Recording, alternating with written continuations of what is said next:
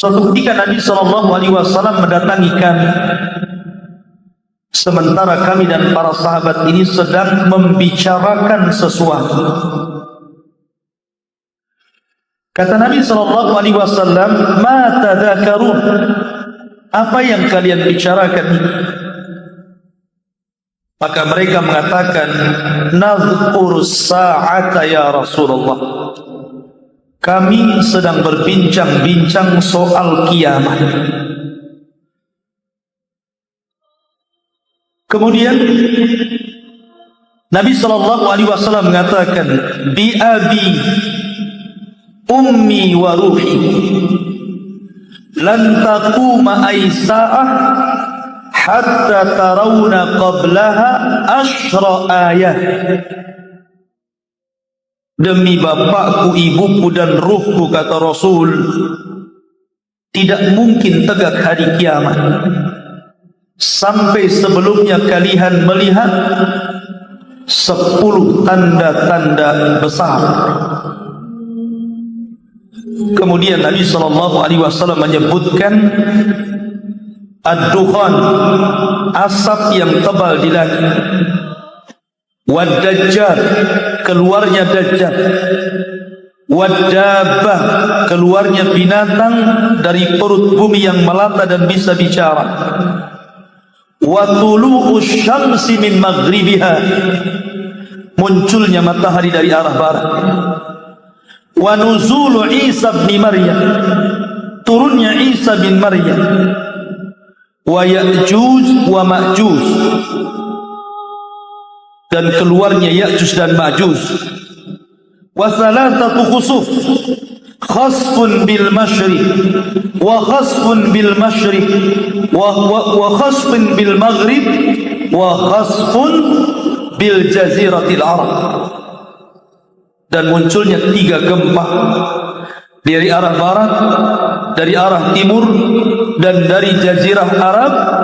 Wa akhiru dzalika, dan yang terakhir dari itu semua, narun takhruju min qa'ri adnin tutridun nasa ila mahsyarihim, munculnya api dari perut bumi Aden dan mereka menggiring manusia ke tempat berkumpulnya kiamat bagi mereka.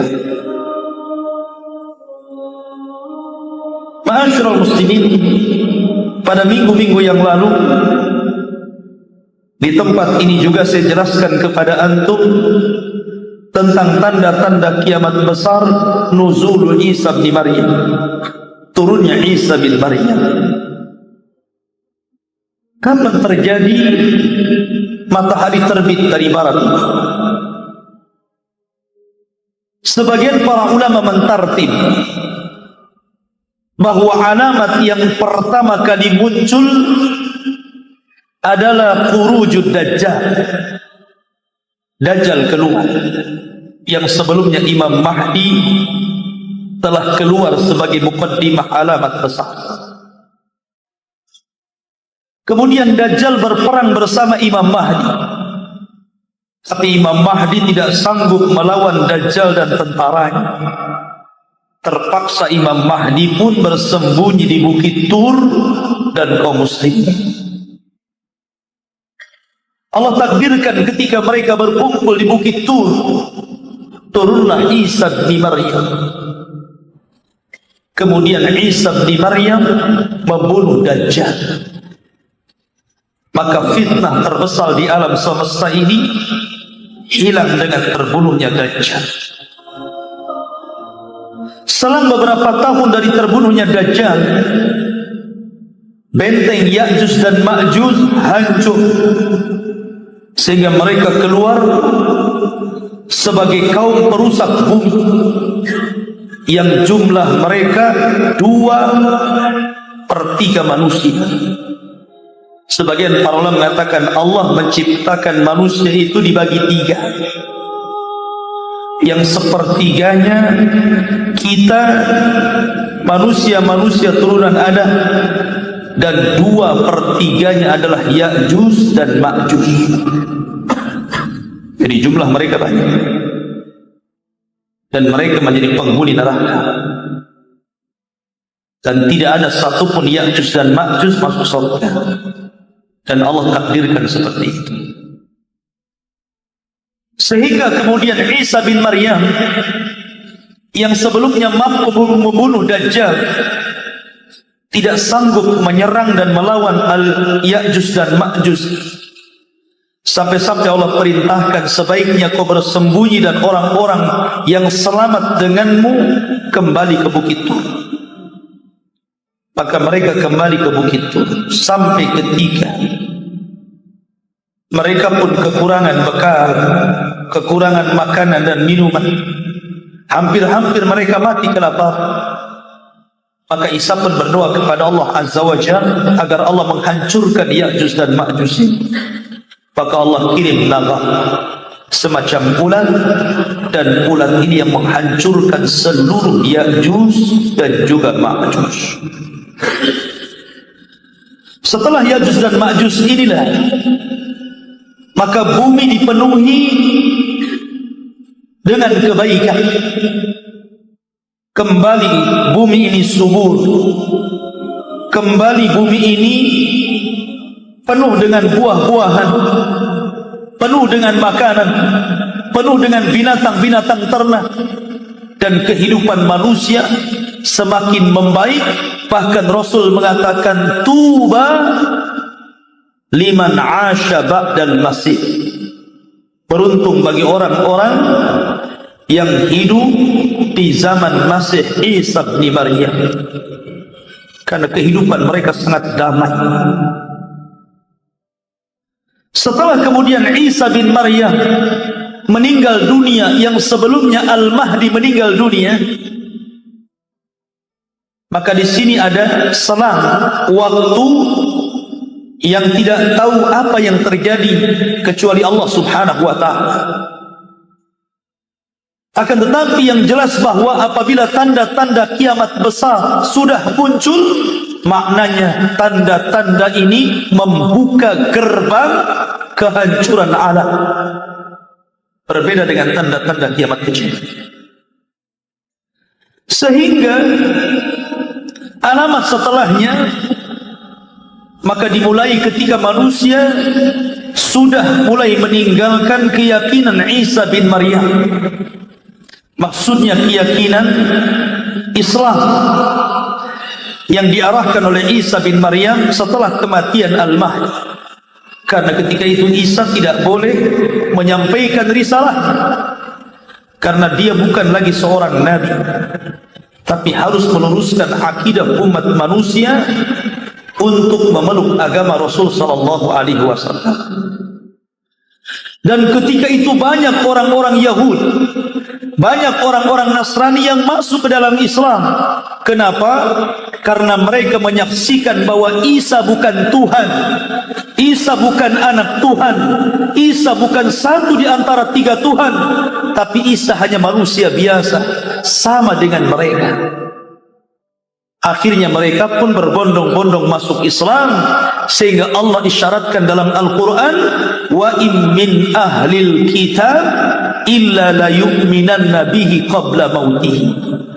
Dan sebagian besar ahli kitab pada hari kiamat akan beriman kepada Allah lewat Isa bin Maryam. Sehingga banyak orang yang masuk Islam sampai wafatnya Isa bin Maryam. Ketika wafatnya Isa bin Maryam inilah, maka kemudian manusia semakin jauh dari Al-Mahdi, semakin jauh daripada ajaran Islam yang diluruskan oleh Isa bin Maryam. Maka mulai manusia terbelah menjadi dua. Ada yang mulai sedikit demi sedikit kufur, kembali kepada jalan syaitan, kembali kepada kesesatan kembali. Dari situlah ikhwatu fiddin, Allah kirimkan adab kepada mereka. Apa adabnya? Allah kirimkan asap yang tebal yang membuat siksaan kepada orang-orang kafir dan munafik. Dan itu Allah katakan dalam surah Ad-Dukhan, fartaqib yauma ta'tis sama bidukhanim mubin.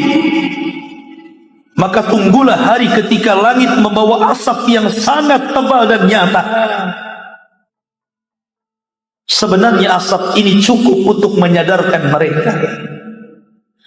Karena bagi orang-orang yang bertahan dengan keimanannya, asap ini tidak membuat bagi mereka itu sakit dan kelemahan, hanya pilek saja.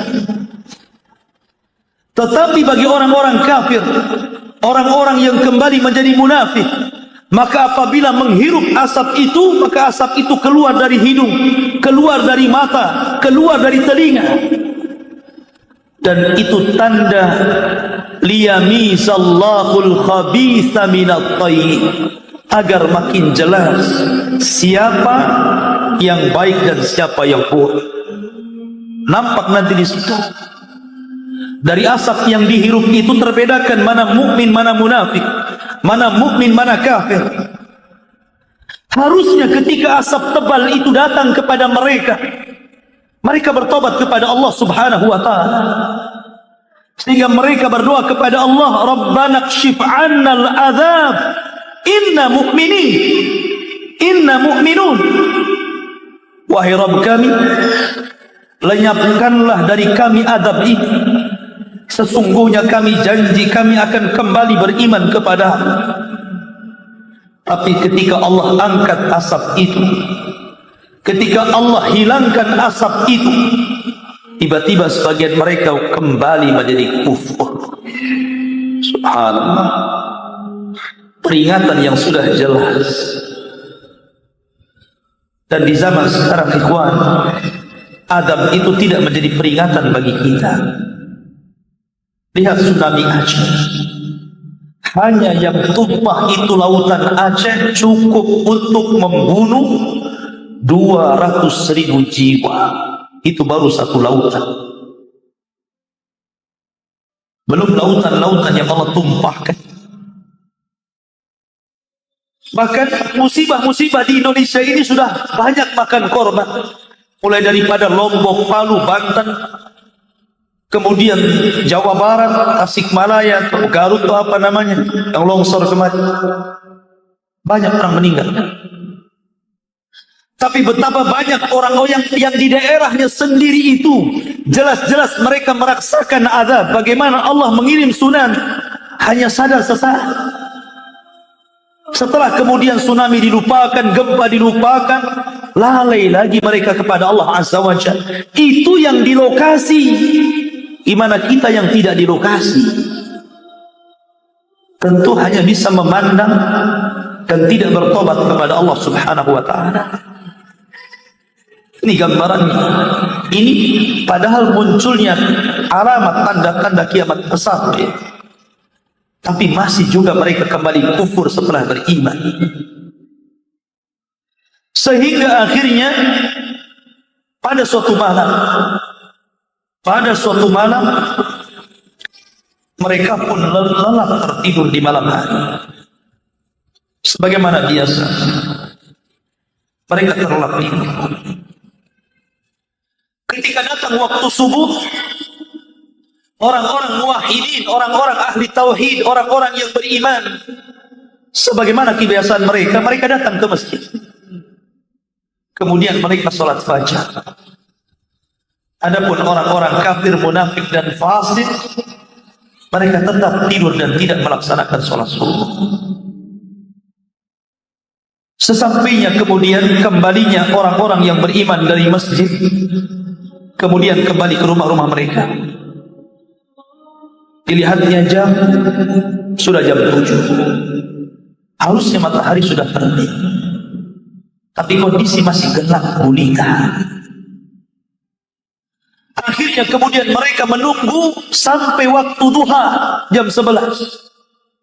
Tidak juga matahari kunjung untuk terbit, dan suasana masih gelap gulita.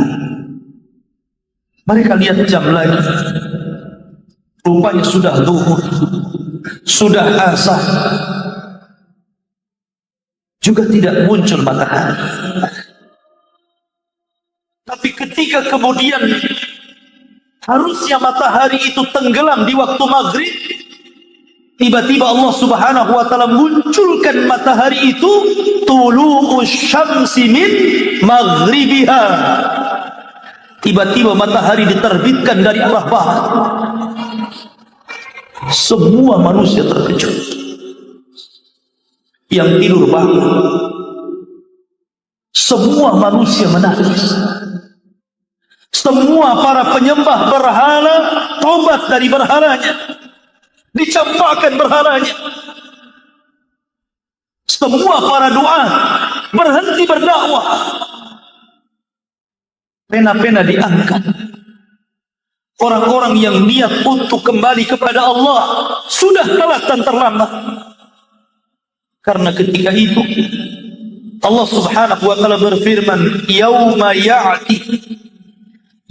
ya'ti ba'du ayati rabbik la yanfa'u nafsan imanuha lam takun amanat min qabli aw kasabat fi imaniha khaira. Ketika datang sebagian tanda-tanda alamat dari Rabb, ketika itu tidak akan manfaat lagi keimanan seseorang apabila sebelumnya dia tidak beriman, ataupun sebelumnya dia telah beriman tapi tidak pernah melakukan kebaikan. Maka ketika itu taubat ditutup. Kata ahli tafsir, sebagaimana dikatakan oleh Imam At-Tabari dalam tafsirnya, bahwa ayat ini dzalika hina tatlu'us syamsu min maghribiha, dan ayat ini berlaku ketika matahari terbit dari arah barat. Tidak manfaat lagi iman seseorang. Para duat berhenti berdakwah, para ustaz berhenti mengajar, para penyembah berhala berhenti menyembah berhala dan mencampakkan berhalanya. Orang-orang mengucapkan istighfar, meminta ampun kepada Allah subhanahu wa ta'ala, ingin kembali kepada Allah, tangisan di mana-mana. Tapi Allah subhanahu wa ta'ala sudah menutup pintu tobatnya. La haula wa la quwwata illa billah. Ma'asyiral muslimin. Sehingga Nabi SAW mengatakan dalam hadis Abu Hurairah, badiru bil a'mal, badiru bil a'mal, bersegeralah kalian untuk melakukan amalan sebelum datang 6 perkara. Salah satunya tulu'us syamsi min maghribiha, ketika matahari terbit dari arah barat. Karena ketika itu tidak manfaat lagi amalan seseorang. Padahal sebelumnya sudah nampak tanda-tanda kiamat besar. Muqaddimah datangnya Imam Mahdi, munculnya Dajjal, turunnya Isa, munculnya Ya'juj dan Ma'juj, datangnya asap tebal. Tidak mencukupkan mereka untuk bertobat kepada Allah Azza wa Jalla.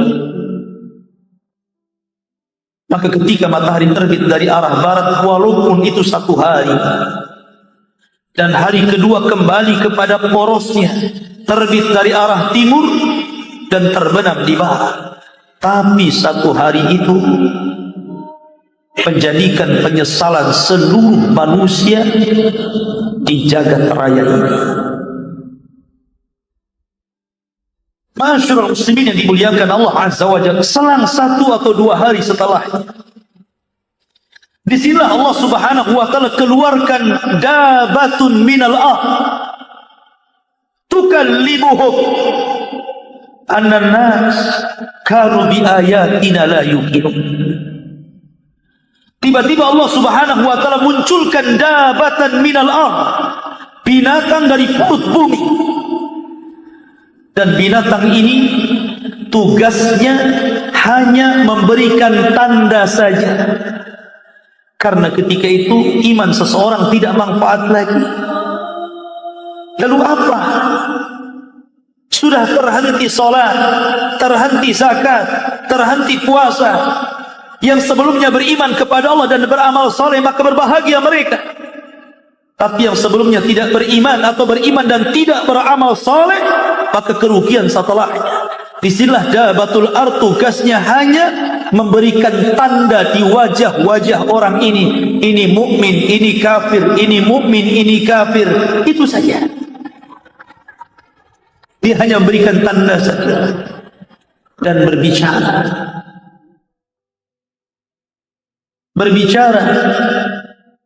ketika dia hendak menandai orang kafir yang telah bertobat setelah terbit matahari dari arah barat, kemudian binatang itu menunggu dari solatnya.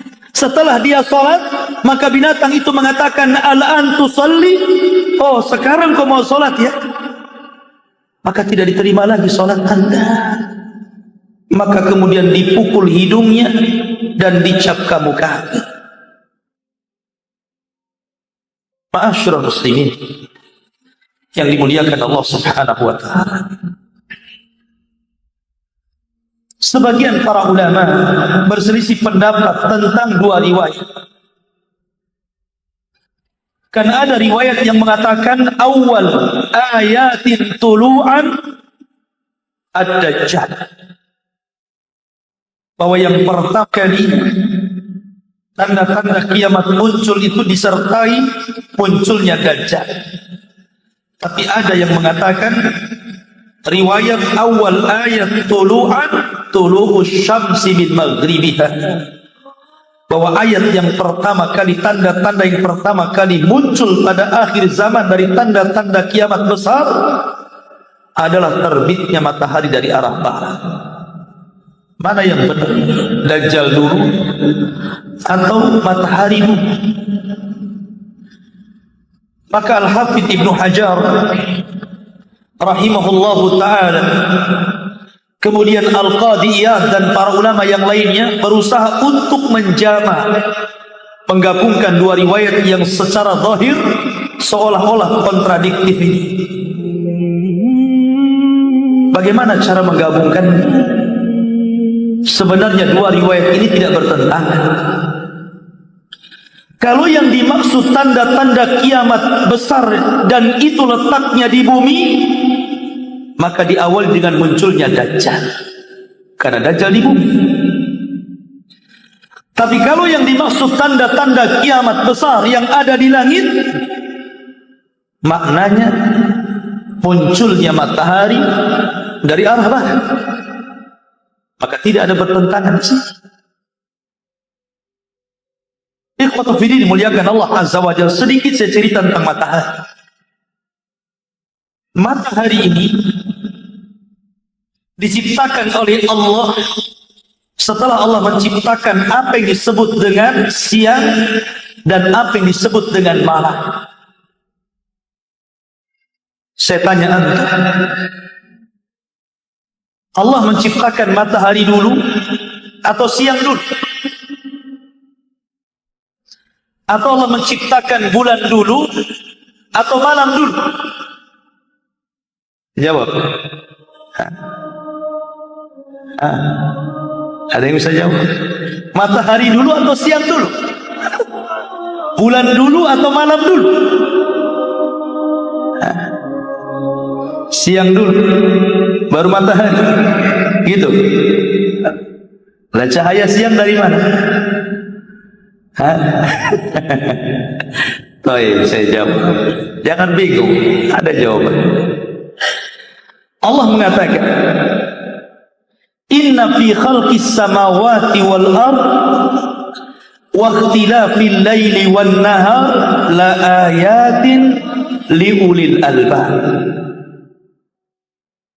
Sesungguhnya dalam penciptaan langit dan bumi itu dan ikhtilafnya, bergantinya ada malam dan ada siang itu, la ayat, sebagai tanda-tanda bagi orang yang punya pikiran. Kalau orang itu cerdas, sehat akalnya, diciptakan langit dan bumi, siang dan malam itu sebenarnya tanda-tanda kebesaran Allah yang sangat besar. Dalam ayat ini Allah tidak menyebutkan matahari dan Allah tidak menyebutkan bulan. Maknanya bahwa siang dan malam sudah tercipta sebelum Allah menciptakan apa yang disebut matahari dan apa yang disebut dengan bulan. Telah dahulu matahari, dahulu siang dan juga malam. Sebelum matahari sudah ada yang namanya malam, sudah ada yang namanya siang. Itu sebelum diciptakan matahari dan sebelum diciptakan bulan. Karena bukan matahari yang membedakan ini siang dan bukan bulan yang membedakan ini malam. Sebelumnya sudah ada siang, ada malam. Nah kemudian, dan keduanya gelap. Baik siang gelap, malam juga gelap. Baru setelah itu Allah Subhanahu wa ta'ala menciptakan matahari. Allah menciptakan matahari yang memancarkan. Allah dua menciptakan matahari. Kemudian Allah tutup di malam hari cahayanya sehingga jadi bulan, dan Allah buka cahayanya sehingga menjadi matahari. Begitu kata para ulama. Wallahu a'lam. Saya kan hanya menukilkan saja. Antum yang ahli fisika boleh bantah. Kalau enggak punya bantahan terpaksa ikut ustaz. Ikhwafidin muliakan Allah Azza wa Jalla. Allah menyebutkan matahari dalam Al-Quran itu sebanyak 32 kali. Dan selalunya Allah mendahulukan matahari dibandingkan bulan karena manfaatnya jauh lebih besar dibandingkan manfaat bulan. Matahari selalunya terbit dari arah timur, kemudian akan terbenam dari arah barat. Begitulah matahari. Setiap pagi kita membuka jendela dan pintu, kita lihat matahari terbit dari arah timur. Dan setiap sore kita tutup pintu dan jendela, selalunya matahari terbenam dari arah barat. Pertanyaannya, kemana matahari? Apakah matahari mengelilingi bumi? Ataukah matahari pergi kemana? Kalau maklum dalam pelajaran-pelajaran sekolah, tentu matahari mengelilingi bumi. Itu pelajaran yang maklum. Tapi ini tidak benar. Teori ini bertentangan dengan Al-Quran. Matahari tidak pernah mengelilingi bumi. Suatu ketika Nabi SAW berkumpul dengan para sahabat. Kemudian Rasul memandang matahari yang hendak terbenam. Kata Nabi SAW, "Atadruna aina tadhhab hadhihi syamsu?" Tahukah kalian kemana perginya matahari? Maka para sahabat mengatakan, Allah wa rasuluhu a'lam. Allah dan Rasulnya yang tahu. Maka Nabi SAW mengatakan, Inna hadihi tajri hatta tantahiya ila mustaqarriha tahtal arsh.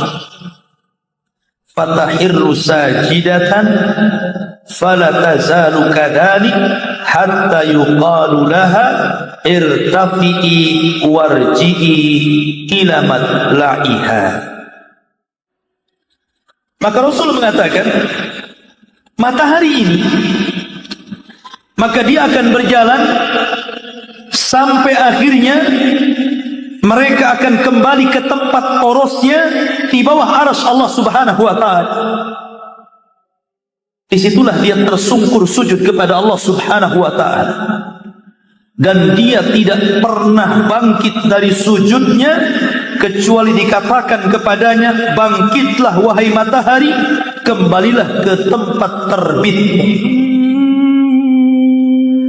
Maka matahari pun kembali dan terbit dari arah timur. Kalau ada orang mengatakan, bagaimana matahari sujud? Ya, matahari sujud.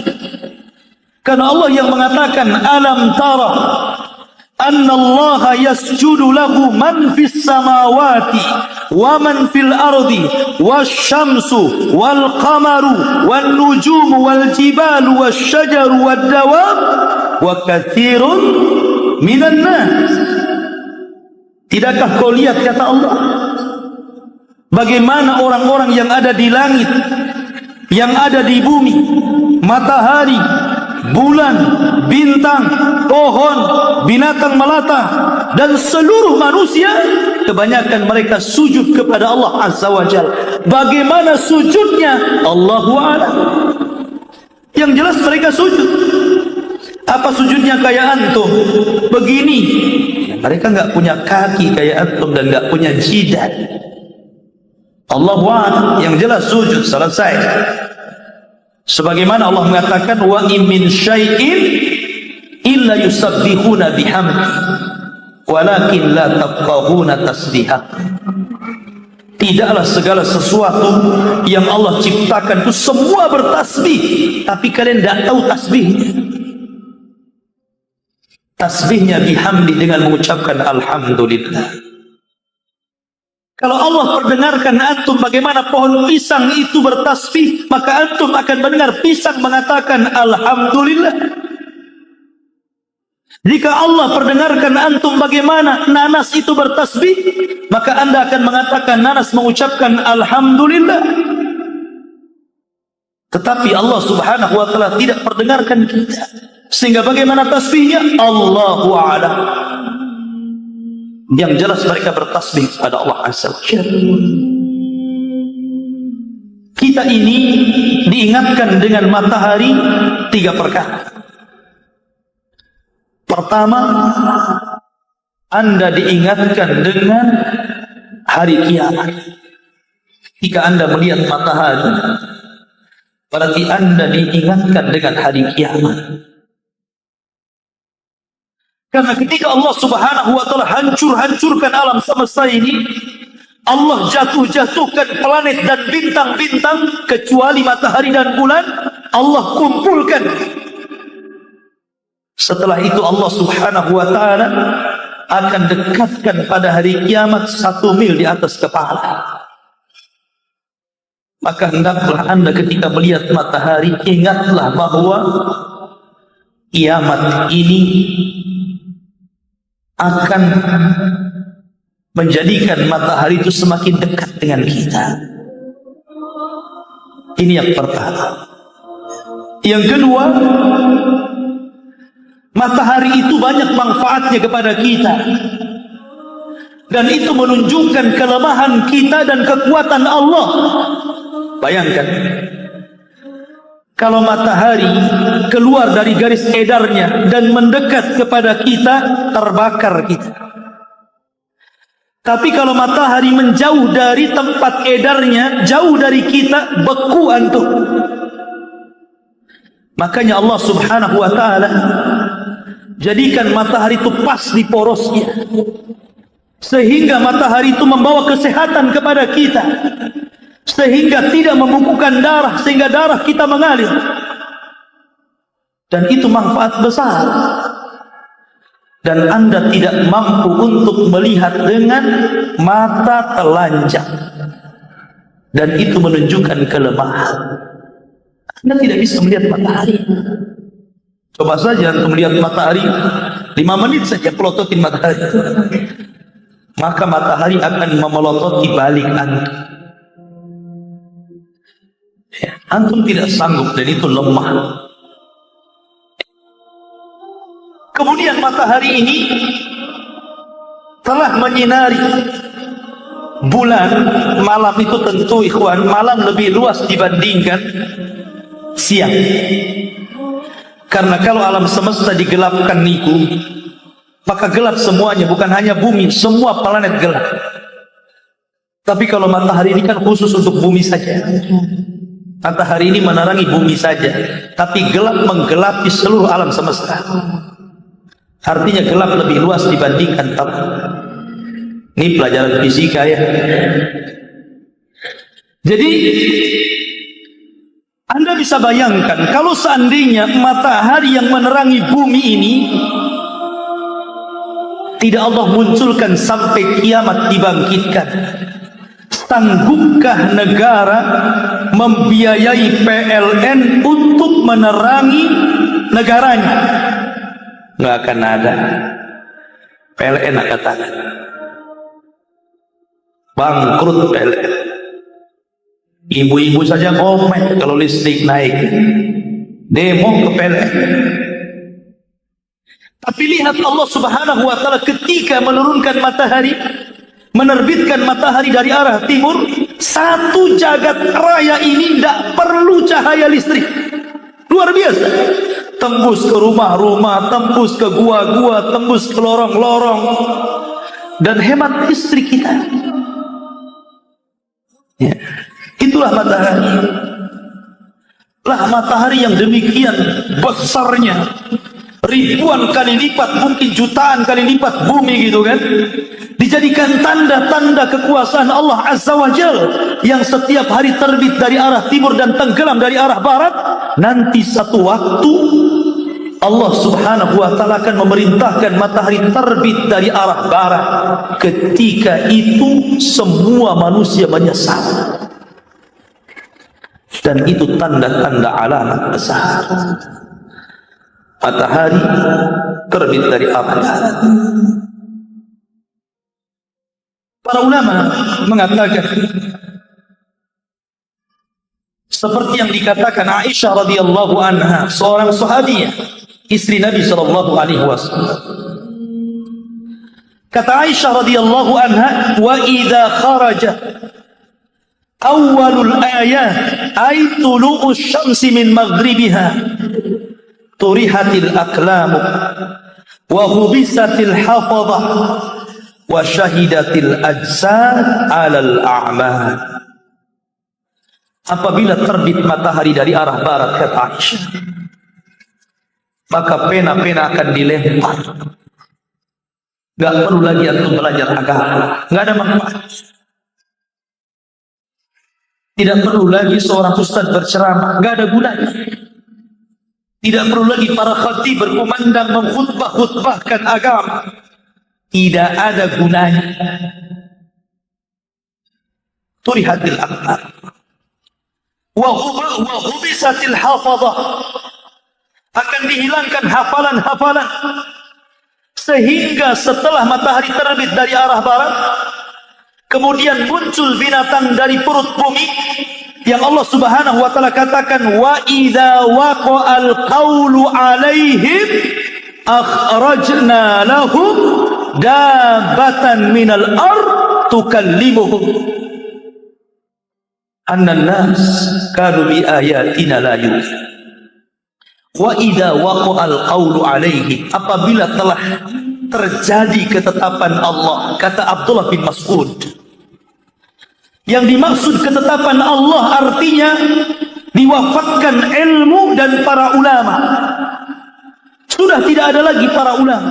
Maka kemudian beredarlah hadis Nabi SAW yang sangat-sangat mengkhawatirkan, sangat-sangat menakutkan. Saya akan bacakan hadisnya dulu. Disebutkan dalam sebuah riwayat dari Abdullah ibn Mas'ud radhiyallahu anhu, "Idza kanat sayhatun fi Ramadan fa innahu yakunu ma'ma'atun fi Syawwal wa tamyizul qabaili fi dzil qa'dati wa tusfaqud dima'u fi dzil hijjati wal muharram wa mal muharram yaquluha thalathan hayhat hayhat yuqtalun nasu fiha harjan wa harjan. Qulna wa ma sayhatu ya Rasulullah? Qala haddatun fi nisfi min Ramadan lailata jum'atin fatakunu haddatun tuqidun na'im wa tuqidul qa'im wa tukhrijul awatiqa min khudurihinna fi lailati jum'atin fi sanatin kathiratiz zalazili fa idza sallaitumul fajra min yaumil jum'ati fadkhulu buyutakum wa aghliqu abwabakum wa suddu quwakum. Kemudian wadassiru anfusakum wa suddu adhanakum fa idza hasastum bis sayhati fakhirru lillahi sujjadan wa qulu subhanal quddus subhanal quddus rabbunal quddus fa inna man fa'ala dhalika naja wa man lam yaf'al dhalika halaka. Ma'asyiral muslimin yang dimuliakan Allah Subhanahu wa taala, dari Abdullah ibnu Mas'ud, perhatikan hadis ini, ngeri kalau kita baca. Apabila terdapat suara yang sangat dahsyat di bulan Ramadan, maka akan terjadi huru hara di bulan Syawal. Akan banyak golongan manusia yang saling memisahkan diri di bulan Dzulqa'dah.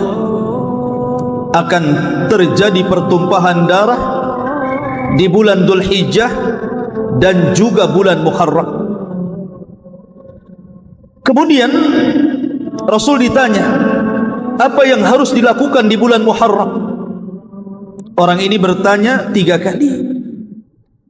Maka Nabi SAW bersabda, sangat disayangkan sekali saat itu manusia akan saling membunuh dan sangat kacau keadaannya. Maka kami bertanya lagi, apa suara yang dahsyat itu wahai Rasulullah yang akan terjadi di pertengahan Ramadan itu? Maka Rasul mengatakan, suara itu terjadi di pertengahan bulan Ramadan bertepatan dengan malam Jumat, dan suara dahsyat ini akan membangunkan orang-orang yang sedang tidur, menjatuhkan orang-orang yang sedang berdiri, menjadikan para wanita-wanita terhempas dari kamar-kamar mereka. Pada saat itu akan banyak terjadi gempa. Pada saat itu cuaca yang sangat dingin akan menerpa. Hal itu apabila pertengahan bulan Ramadan di tahun itu bertepatan dengan malam Jumat.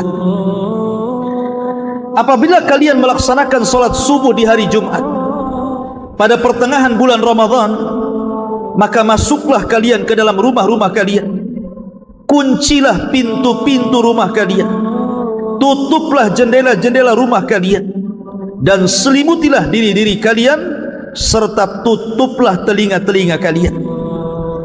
Apabila kalian merasa ada suara dahsyat, maka bersungkurlah sujud kepada Allah Subhanahu wa taala seraya berzikir, Maha suci Allah, Maha suci Allah, Maha suci Allah, Maha suci Allah, wahai Rabb kami, Maha suci Allah.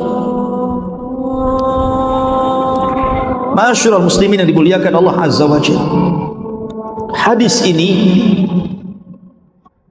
dijadikan sandaran oleh sebagian doa tentang akan terjadi huru hara di tahun 2020. Dari sekarang Ramadan tinggal berapa bulan?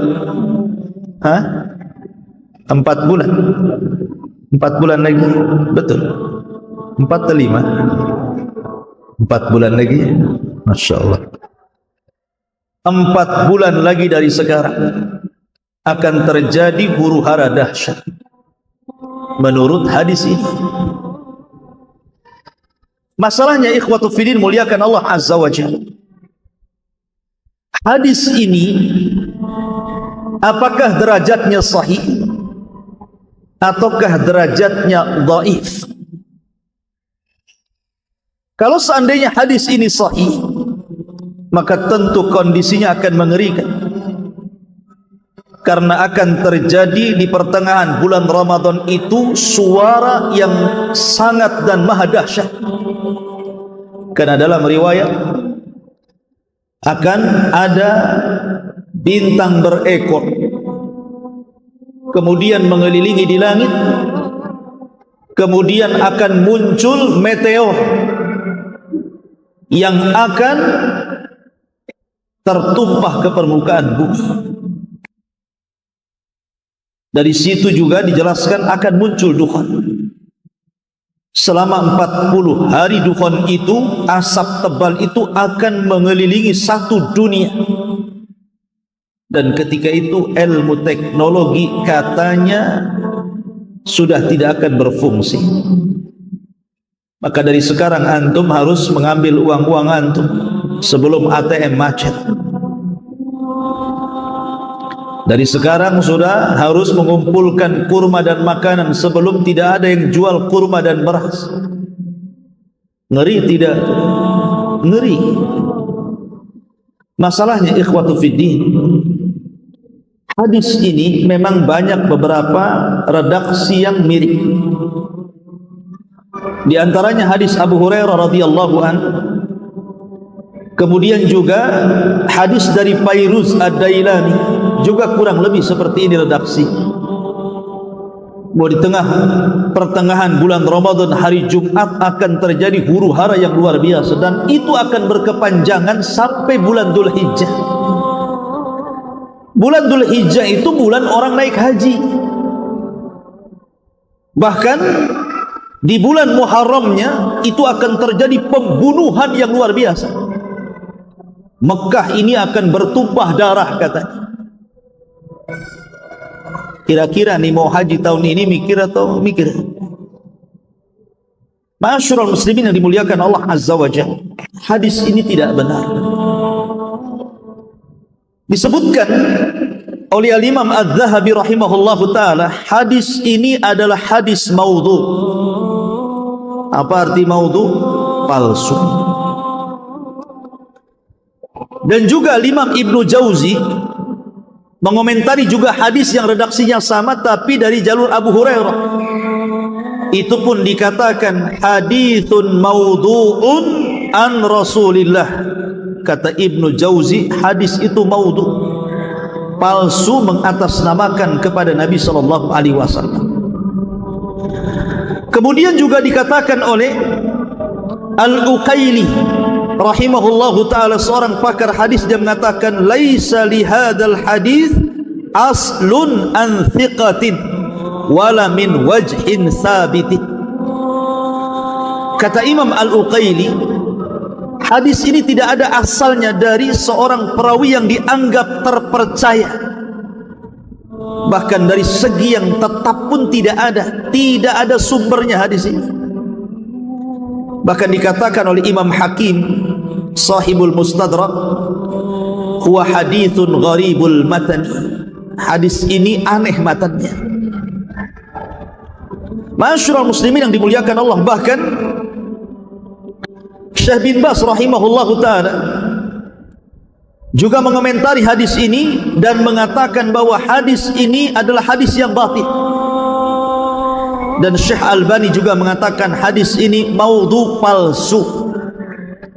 Kalau sudah tahu derajat hadis ini, mestinya siapapun yang menceritakan tentang hadis ini kan harus menceritakan tentang derajat hadis, kan gitu. Jangan disampaikan begitu saja.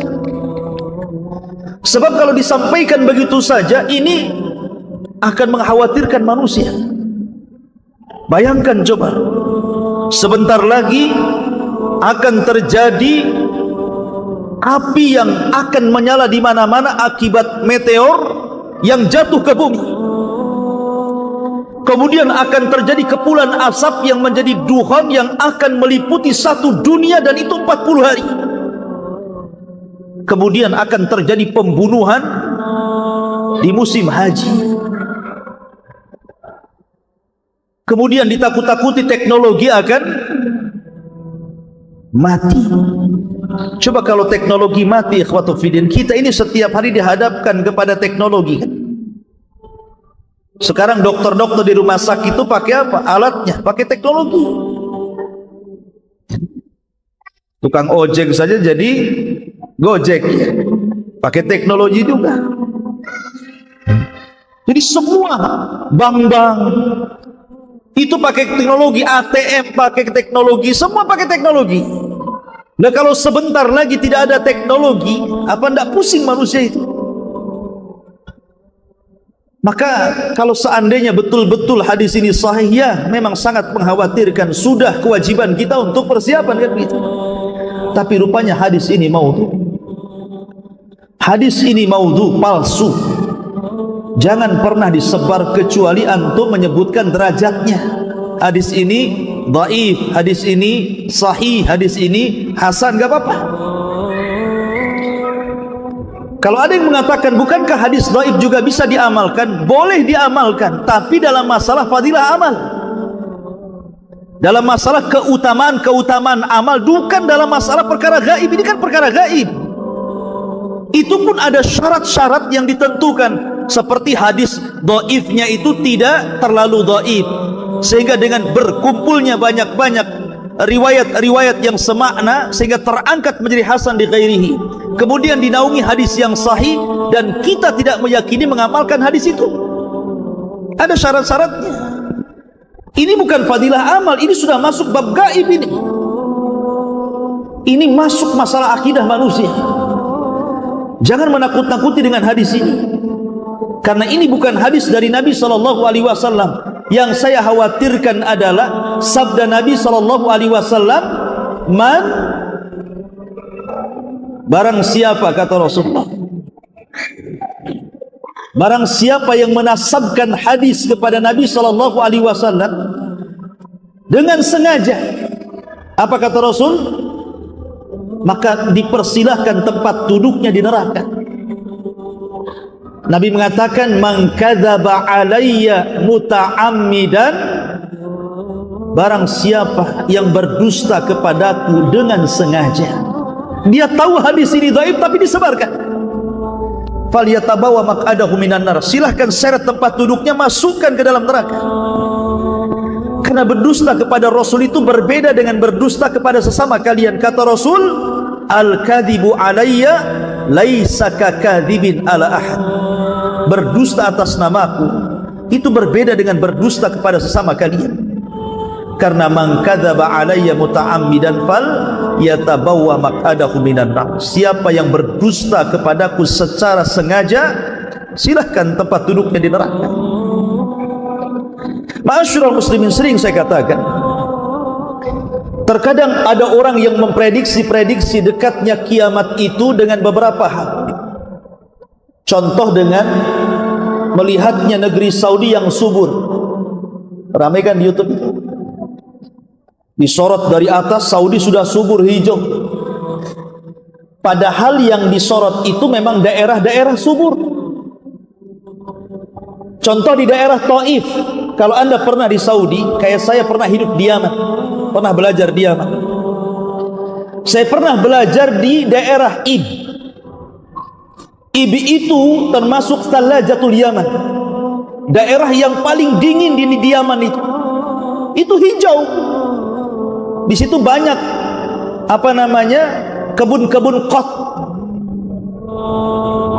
daun-daun narkoba, kalau di kita ini ganja, di sana namanya qat, ya.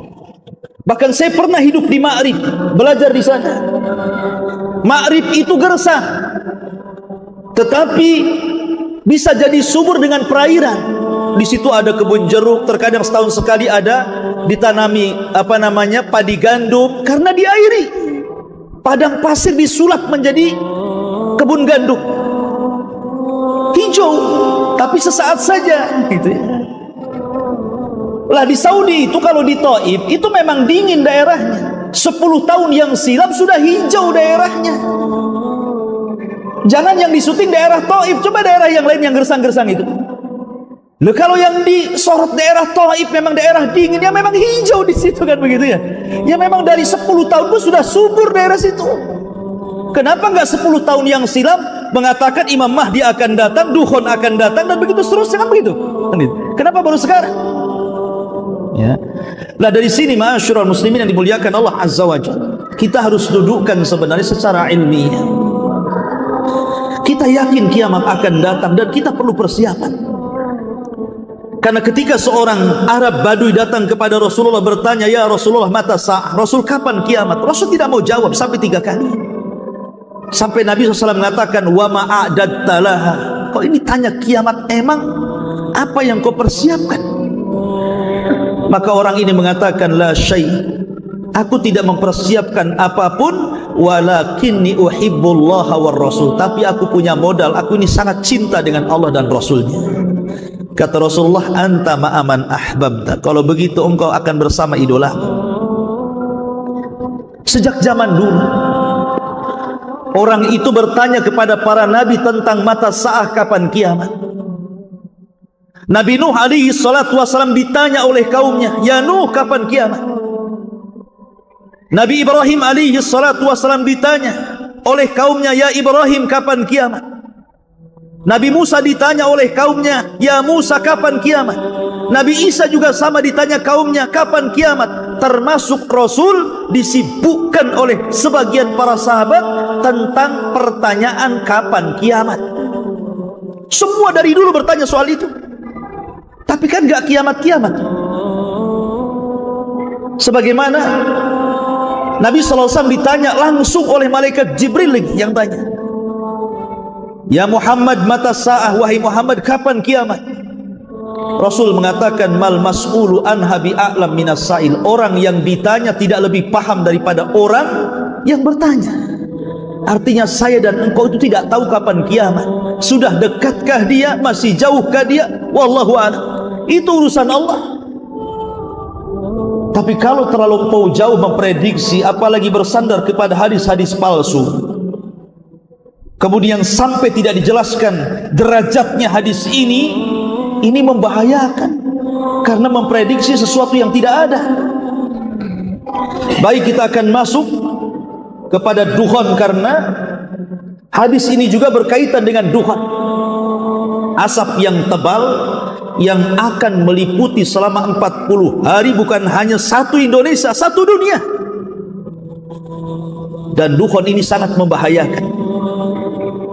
Kalau bagi orang yang beriman sih, paling tinggi ngirup dukhon itu paling pilek, ya pusing-pusing sedikit. Tapi bagi orang kafir, kalau dia hirup dukhon itu akan keluar dari telinganya, asap itu akan keluar dari matanya, asap itu akan keluar dari hidungnya, asap itu akan keluar dari duburnya, bahkan saking panasnya akan membakar kepalanya. Nanti saya akan sebutkan riwayat-riwayatnya. Lah ikhwatu fiddin, dukhon ini bukan main-main. Ini termasuk alamah kiamat kubro, tanda-tanda kiamat besar, bukan tanda-tanda kiamat kecil. Kalau seandainya diprediksi kemudian Ramadan tahun ini kemudian akan terjadi dukhon, ingat, tanda-tanda kiamat besar itu kalau sudah datang tidak bisa dihentikan, tidak akan bisa dihentikan, dan akan terus seperti itu sampai kiamat dibangkitkan. Ma'asyiral muslimin yang dimuliakan Allah Subhanahu wa taala, pembahasan kita fokus kepada dukhon dan apakah tartib tanda-tanda kiamat itu sebagaimana yang masyhur banyak kemudian diceritakan di YouTube ataupun oleh sebagian ustaz diceritakan bahwa tanda-tanda kiamat besar yang pertama itu dukhon, kemudian Dajjal, kemudian turunnya Isa, dan begitu seterusnya. Kita akan jelaskan di sini sebenarnya tartibnya seperti apa.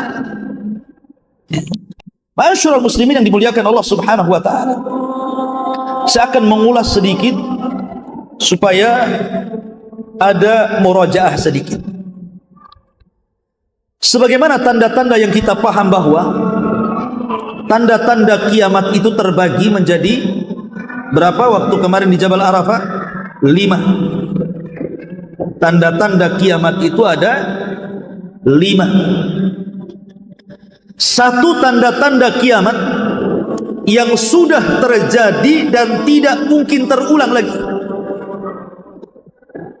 Contohnya diutusnya Rasulullah, wafatnya Rasulullah, terbelahnya bulan, wafatnya para sahabat Nabi sallallahu alaihi wasallam.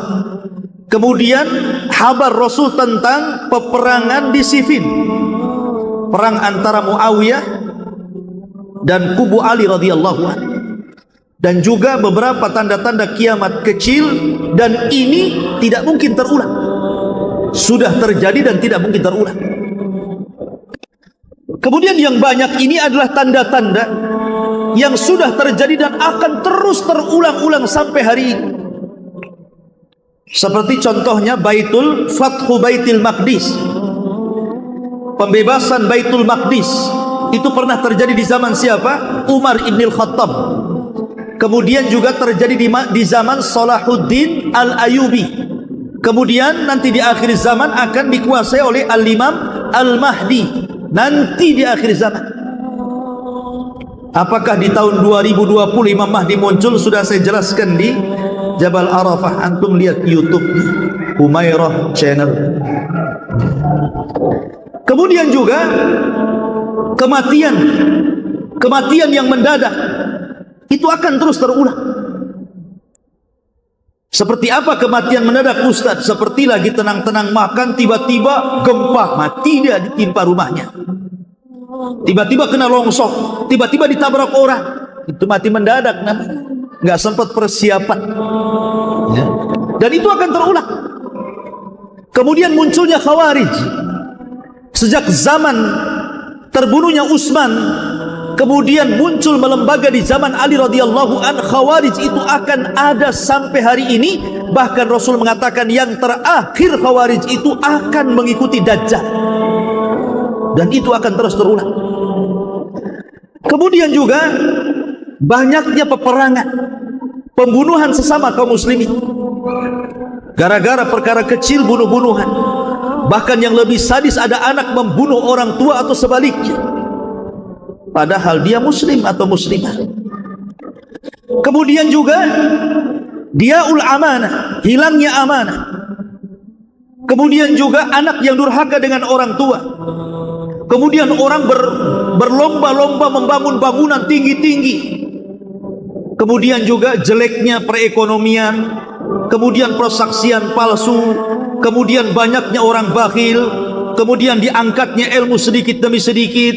Kemudian juga seorang istri ataupun seorang suami yang durhaka kepada orang tua karena istrinya. Itu alamat kiamat juga. Suami durhaka sama orang tuanya gara-gara istrinya. Ya. Kemudian juga termasuk dihalalkannya zina, dihalalkannya sutra untuk laki-laki. Kemudian juga masjid dimegah-megahkan tapi kosong. Kemudian menara ditinggi-tinggikan, mushaf mulai ditinggalkan. Kemudian juga banyaknya orang yang hafal Quran tapi ahli fikih sedikit, para ulama sedikit. Termasuk juga ketika para pemimpin dipegang oleh orang-orang jahil. Kemudian dekatnya zaman, tahu-tahu sore, tahu-tahu siang, tahu-tahu pagi, tahu-tahu ngaca dah tua. Itu kan karena cepat zaman itu. Ya. Kemudian juga terlalu dekatnya pasar. Sekarang kalau antum ke pasar, tidak perlu ke pasar. Mau pesan apa? Pizza di rumah, sudah ada aplikasinya, datang tuh tinggal bayar. Ya, ini terjadi perang nih di luar. Ini rame banget. Ya. Kemudian juga banyaknya dusta, banyaknya gempa, kemudian juga banyaknya gerhana, kemudian banyaknya perempuan, perempuan menyerupai laki-laki, laki-laki menyerupai perempuan, dan banyaknya fitnah di mana-mana. Ini tanda-tanda akan terulang-ulang tuh yang seperti ini. Kemudian yang ketiga, ada alamat yang belum terjadi, dan itu mendekati kepada kiamat besar, mendekati kepada tanda-tanda kiamat besar. Seperti contohnya apa? Munculnya Imam Mahdi. dikuasainya Baitul Maqdis dan akan menjadi pusat kekuatan kaum muslimin. Kemudian fitnah Ahlas, dan sudah saya jelaskan di sini, fitnah Sarrah, fitnah Duhaimah. Kemudian juga pertolongan kepada kaum muslimin yang kemudian akan dimenangkan ketika perang di Malhamatul Kubra. Termasuk juga pohon, batu akan bicara, bertasbih. Dan ini belum terjadi, dan nanti akan terjadi.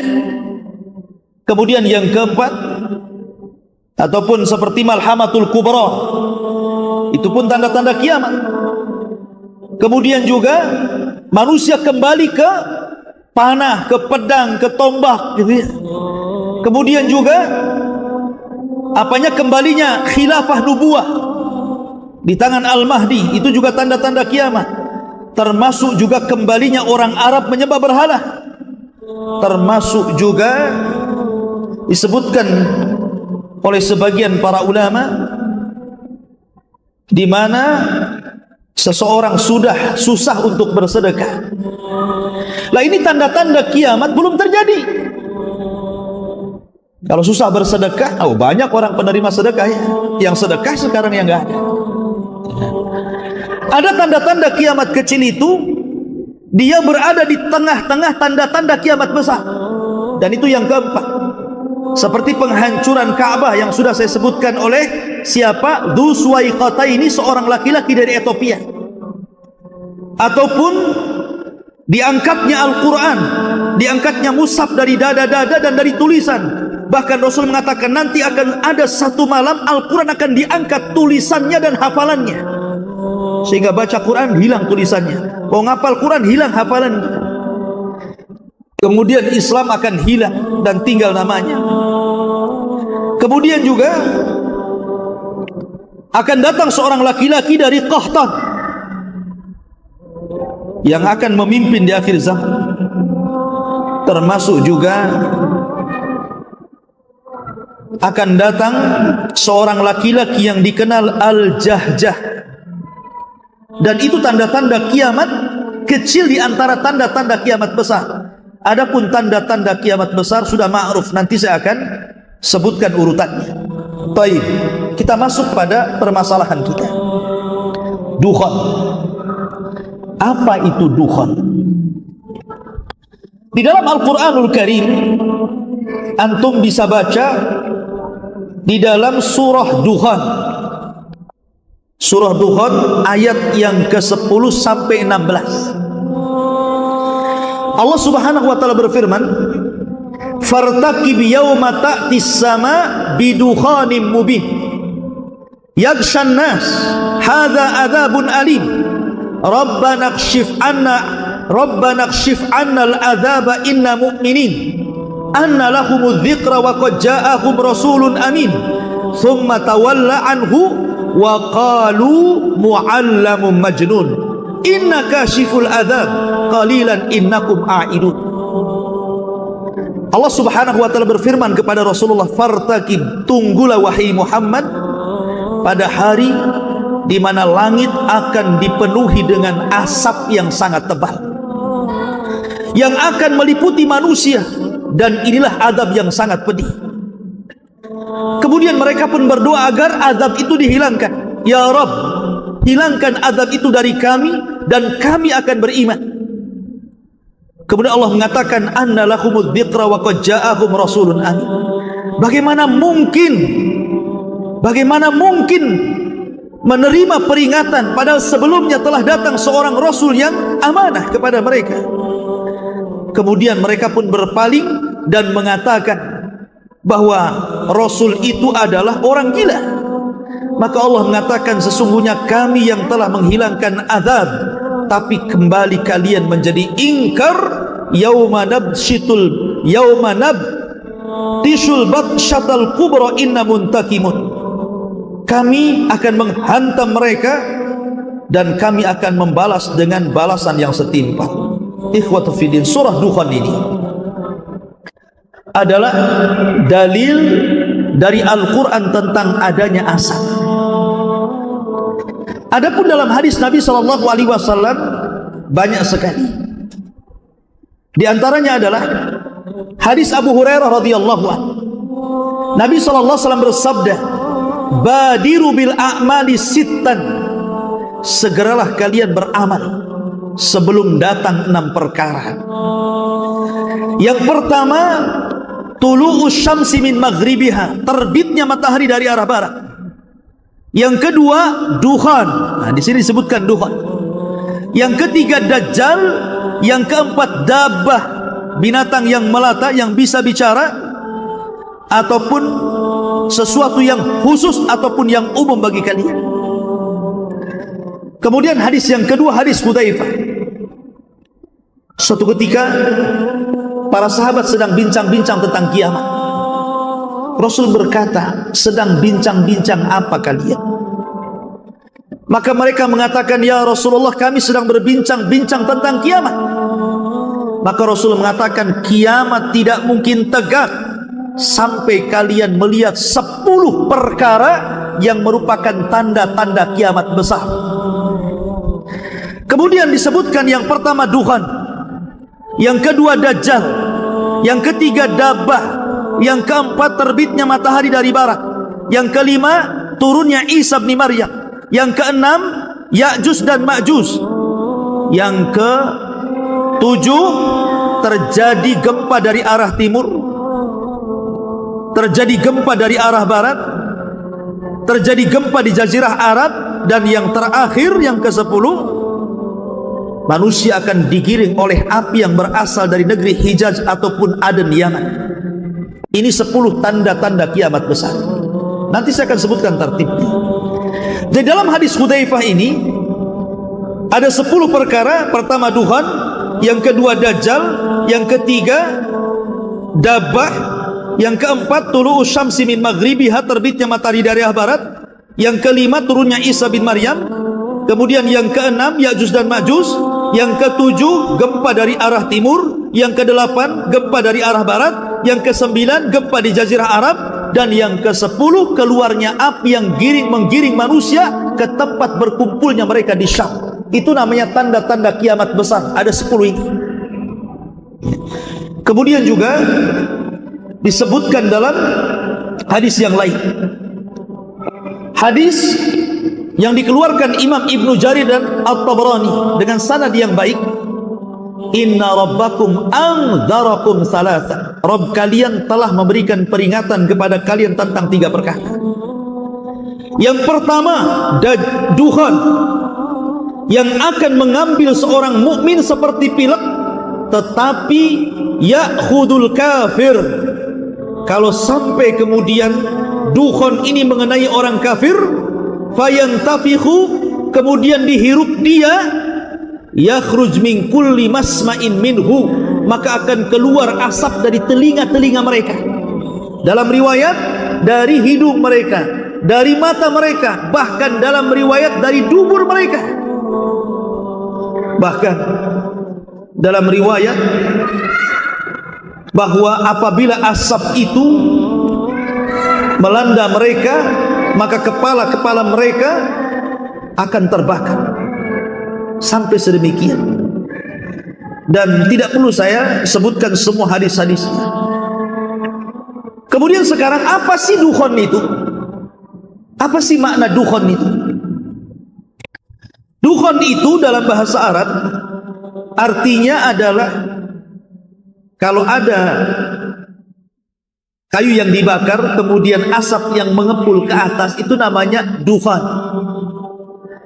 Makanya orang yang merokok disebut tadkhin. Dilarang merokok artinya mamnu'ut tadkhin, ya. Itu secara bahasa. Ataupun orang Arab mengatakan kalau ada debu yang naik ke langit, maka mereka mengistilahkan dengan kalimat dukhan. Itu secara bahasa. Dan Nabi SAW bersabda dalam sebuah hadis dari Ibnu Mas'ud radhiyallahu an, khamsun qad madaina. Kata Abdullah bin Mas'ud radhiyallahu an, 5 perkara sudah berlalu dari kita. Yang pertama al-lizam, yang kedua Ar-Rum, yang ketiga Batsyah, yang keempat Al-Qamar, dan yang kelima Dukhan. Pertama Lizam, artinya Lizam itu kehancuran bagi orang-orang kafir di Badar. Dan Allah mengatakan faqad kadzdzabtum fasawfa yakunu lizama. Kemudian yang kedua Rum, maksudnya adalah Romawi yang mengalahkan Persia, yang sebelumnya Persia mengalahkan Romawi. Maka Allah Subhanahu wa taala turunkan ghalabatir rum fi adnal ardi min ba'di ghalabihim sayaghlibun, dan seterusnya ayat ini, bahwa Romawi mampu mengalahkan Persia sebelumnya Persia mengalahkan Romawi. Kemudian Batsyah, juga kehancuran orang-orang musyrik di Badar. Kemudian Al-Qamar, bulan, maksudnya bulan terbelah menjadi dua. Kemudian Dukhan. Dukhan ini juga sudah terjadi, kata siapa? Abdullah bin Mas'ud. Kapan itu? Ketika orang-orang musyrik melambat-lambatkan untuk masuk Islam. Kemudian Rasul berdoa, ya Allah, timpakan kepada mereka pacaklik selama 7 tahun seperti pacaklik Yusuf. Akhirnya betul-betul ditimpakan pacaklik. Maka datang Abu Sufyan kepada Rasulullah supaya berdoa kepada Allah dan supaya Allah mengangkat pacaklik itu. Saking tidak adanya makanan, saking tidak adanya minuman, sebagian mereka hampir mati kelaparan. Kemudian mata mereka berkaca-kaca melihat ke langit itu seolah ada asapnya. Itulah yang dimaksud Dukhan, kata Abdullah bin Mas'ud. Maka di sini maksudnya adalah karena tidak ada hujan, otomatis apa? Tanah-tanah yang ada di bumi ini mengepul ke langit, terbawa angin, terhempas angin, sehingga di langit itu kayak ada asap. Itulah Dukhan, pernah terjadi di zaman Nabi SAW menurut Abdullah bin Mas'ud. Kan nanti ada khilaf tentang masalah itu, ya. Ma'asyiral muslimin yang dimuliakan Allah Azza wa Jalla, intinya bahwa bukan itu yang dimaksud Dukhan. Tapi Dukhan itu adalah asap yang Allah Subhanahu wa taala ciptakan, asap yang sangat hitam yang akan meliputi satu dunia selama 40 hari. Seorang muslim pun akan pilek dan pusing walaupun sedikit. Tapi orang kafir banyak yang meninggal, tidak tahan dengan sakitnya asap itu. Bayangkan 40 hari asap itu akan turun dan menyelimuti seluruh dunia, masuk ke rumah-rumah, ke kamar-kamar, ke gua-gua, ke gang-gang, sehingga semua orang menghirup dan tidak ada yang tidak menghirup. Jadi sangat mengerikan. Makanya Dukhan itu termasuk alamat kiamat besar. Taib. Sebenarnya kalau masalah Dukhan, ikhwatu fiddin, riwayat-riwayat Dukhan ini banyak diriwayatkan para ulama. Banyak diriwayatkan para sahabat, seperti Abdullah bin Umar meriwayatkan hadis tentang Dukhan. Abdullah bin Mas'ud meriwayatkan tentang hadis Dukhan. Abdullah bin Abi Mulaikah, Abdullah bin Abbas, Abu Hurairah, Ali radhiyallahu an, Hudzaifah ibn Yaman, Abu Sa'id al-Khudri, Abu Malik al-Ash'ari, Wasilah ibn Asqa, dan Hudzaifah ibn Asid al-Ghifari, dan banyak lagi sahabat yang meriwayatkan tentang masalah Dukhan ini. Dan kitab-kitab para ulama juga banyak yang membukukan tentang masalah Dukhan ini, seperti Imam Bukhari juga dalam sahihnya menyebutkan tentang hadis-hadis masalah Dukhan. Imam Muslim termasuk juga menyebutkan di dalam kitabnya bab tentang Kitabul Fitan wa Asrati Sa'id, itu menyebutkan hadis tentang masalah Dukhan. Kemudian juga Musnad Imam Ahmad, Sunan Abi Dawud, Sunan Tirmidzi, Mustadrak Hakim, Mu'jam Tabrani, itu semua termuat hadis-hadis tentang masalah Dukhan. Termasuk juga Imam Ibnu Katsir, baik dalam tafsirnya atau dalam kitabnya Bidayah wa Nihayah. Kemudian Imam Tabari dalam tafsirnya, kemudian Ibnu Abi Hatim dalam tafsirnya, kemudian Al-Qurtubi dalam Tazkirah, kemudian Mubarak Furi dalam Syarah Tirmidzi, dan banyak kitab yang memuat tentang masalah Dukhan. Masalahnya, kapan Dukhan terjadi? Apakah betul sebagaimana yang digambar-gemborkan bahwa Dukhan itu terjadi nanti di Ramadan ini, bentar lagi? Dan apakah memang tartibnya seperti itu Dukhan? kemudian Dajjal, kemudian turunnya Isa bin Maryam, dan begitu seterusnya. Ikhwan, tidak ada hadis yang menjelaskan tentang tartib, karena hadis itu redaksi ke redaksi itu ada yang dimulai dukhan, ada yang dimulai bukan dukhan. Yang dimulai dengan dukhan saja pakai kalimat dzakara, menyebutkan, artinya Rasul tidak menyebutkan tartibnya seperti itu. Lalu siapa yang menyusun? Pertama dukhan, kedua Dajjal, ketiga Isa. Siapa? Kok muncul tartib seperti itu? Ini semua kembali kepada ijtihad para ulama. Kalau ijtihad para ulama berarti bisa benar bisa salah, karena Rasul tidak menyebutkan 1, 2, 3, 4, 5 1 duhon. Nah, memang ada yang seperti itu, tapi dalam riwayat yang lain tidak disebutkan. Kenapa tidak disebutkan semua riwayat duhon dulu? Kalau memang dia nomor 1, ada memang riwayat duhon pertama, tapi tidak semua riwayat meletakkan duhon pertama. Ada yang meletakkan Dajjal pertama, ada yang mengatakan tulu'us syamsi min maghribiha pertama, gitu ya. Jadi tidak bisa kita pastikan mana duluan. Tetapi saya akan mengambil pendapat yang paling cantik dalam ini, pendapat Imam Ibnu Hajar. Imam Ibnu Hajar pengarang kitab Fathul Bari, syarah daripada Sahih Al-Bukhari. Siapa yang tidak kenal Al-Hafidh Ibnu Hajar Al-Asqalani, pengarang kitab Bulughul Maram? Banyak karyanya. Apa kata beliau? Tanda-tanda kiamat besar itu terbagi menjadi 3. Tanda-tanda kiamat besar terbagi menjadi 3. Ada tanda-tanda yang menyebar di bumi, ada tanda-tanda yang menyebar di langit, dan ada tanda-tanda yang menunjukkan hanya beberapa langkah kepada terjadinya kiamat besar. Adapun tanda-tanda yang awal, kata beliau, tanda-tanda awal yang akan merubah tatanan bumi. Pertama, keluarnya Dajjal. Kemudian turunnya Isa, kemudian keluarnya Ya'juj dan Ma'juj, kemudian terjadi 3 gempa. Ini kalau 4 perkara muncul, maka akan merubah tatanan bumi.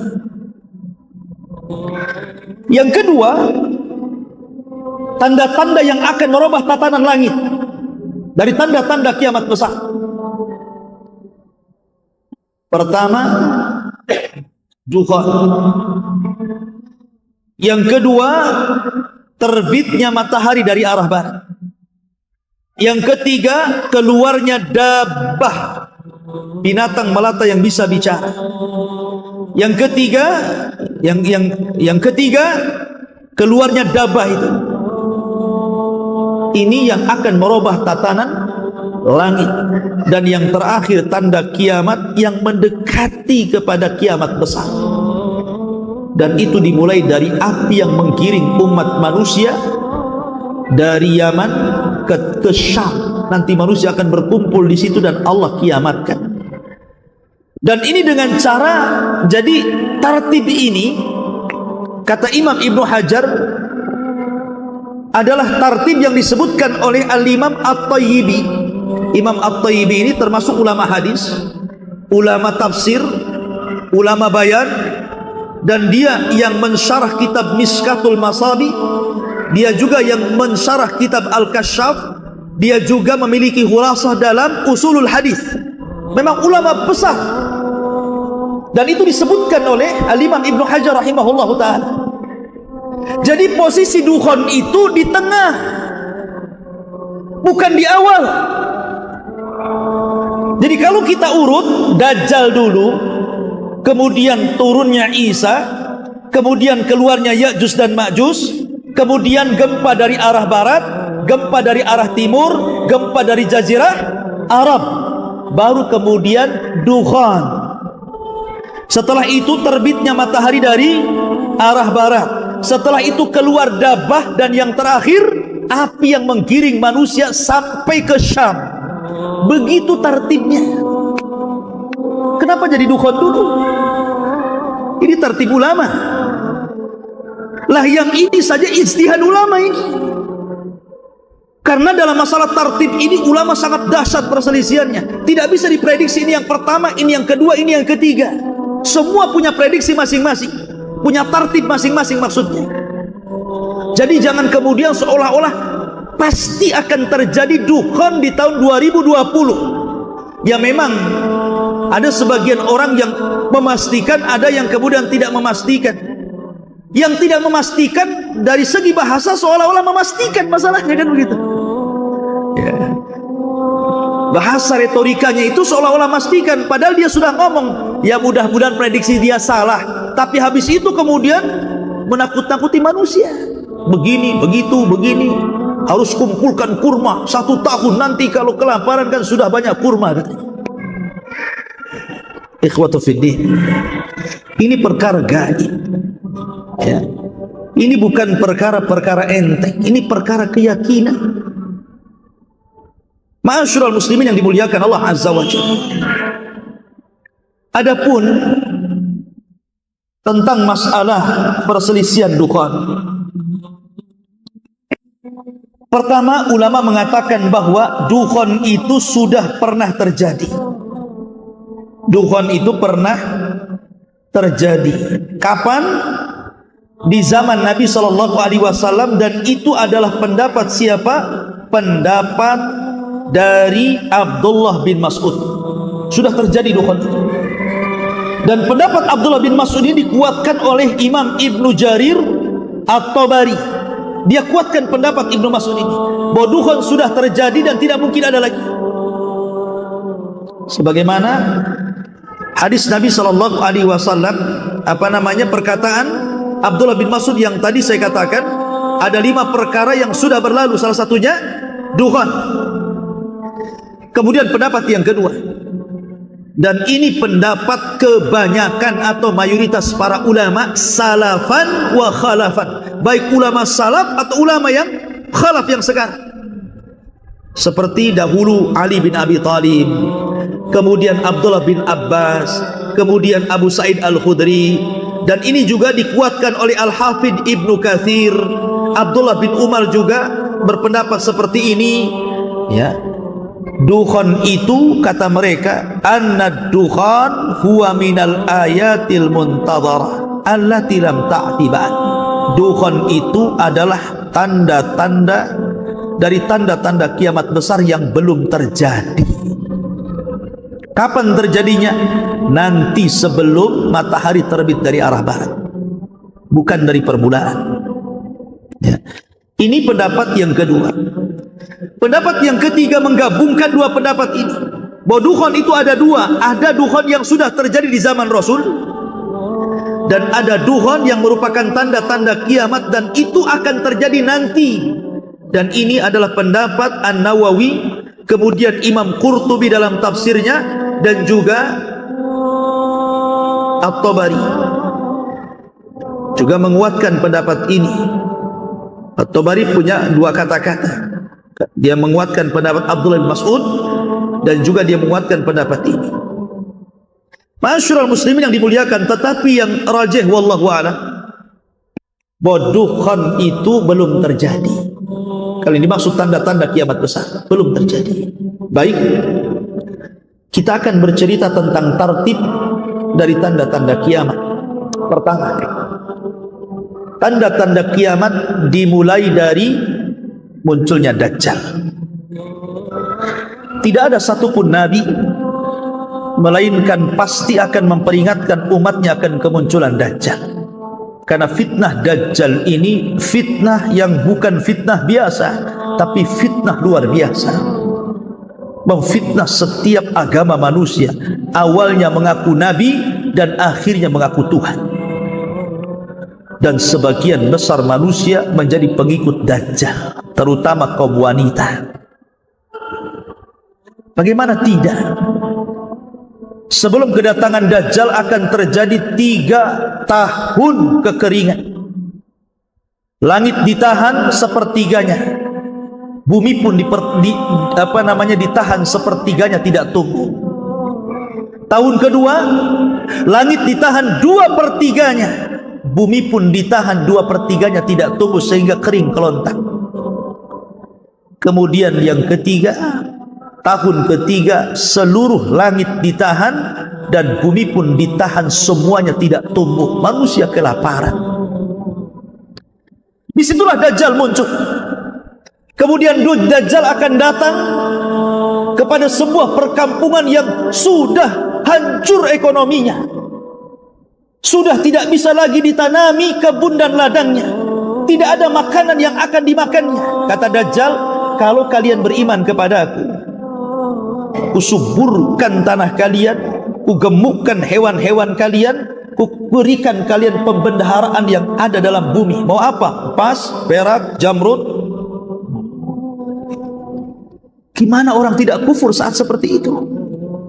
Jangankan saat-saat seperti itu, ada gempa tsunami saja, datang orang Nasrani, datang orang yang hendak memurtadkan orang, hanya diberikan 1 karung beras, 1 pakaian, suruh murtad mau kadang-kadang. Ini jelas-jelas ini kondisinya kan begitu ya. Dia pasti akan menyangka Dajjal itu Tuhan. Kata Dajjal hujan, hujan. Kata Dajjal tumbuh, tumbuh. Kata Dajjal keluar emas, keluar emas. Nah, kan itu. Kalian ingin berjumpa dengan bapak dan ibu kalian yang sudah meninggal, Dajjal tinggal mengatakan kepada kuburannya, hiduplah kalian. Hidup tuh bapak kita, ibu kita, saudara kita, anak kita yang kita cintai. Tapi hakikatnya bukan, mereka itu syaitan yang tasyakul, menyerupai keluarga kita, kemudian mengatakan, nah ikutilah orang ini, dia Tuhan kita. Jadi banyak orang yang ikut Dajjal. Dari sinilah kenapa kita disuruh berlindung dari Dajjal. Setiap kita sholat, di penghujung sholat kita sebelum salam, kita berlindung dari fitnah Dajjal. Setiap hari Jumat kita disuruh membaca awal atau akhir 10 surah Al-Kahfi dalam rangka perlindungan Dajjal.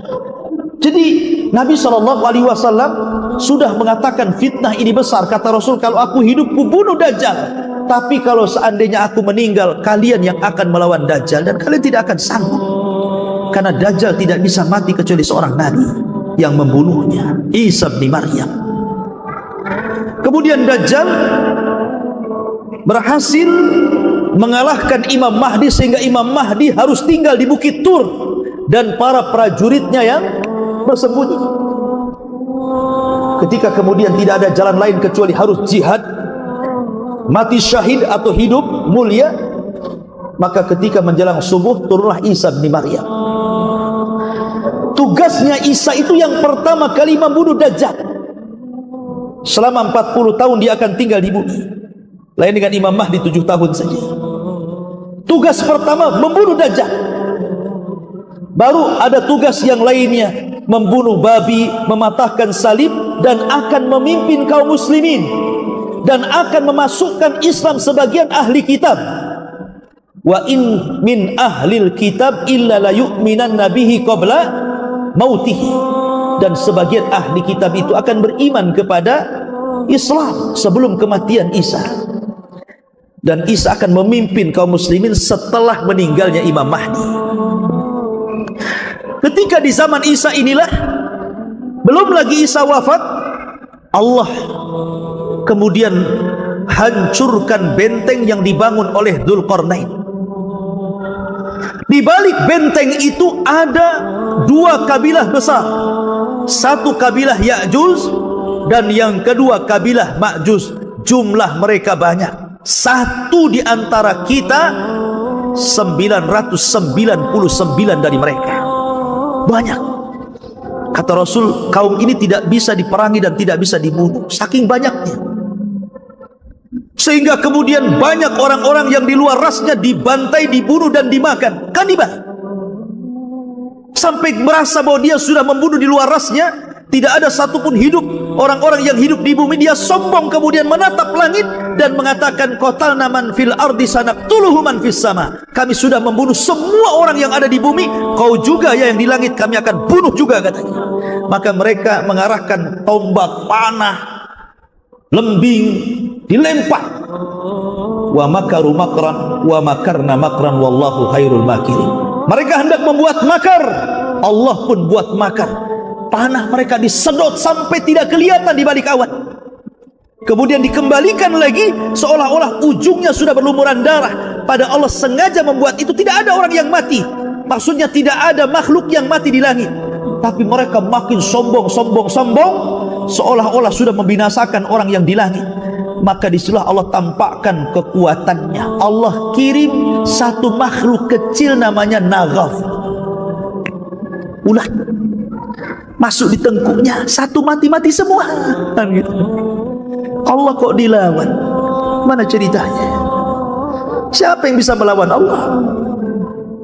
Ketika Ya'juj dan Ma'juj habis semuanya meninggal dunia karena diazab oleh Allah Subhanahu wa taala dengan ulat, maka kemudian Allah kirim burung-burung besar mengangkat jasadnya, dilempar tah ke mana wallahu alam, tah ke lautan, tah berantah di mana.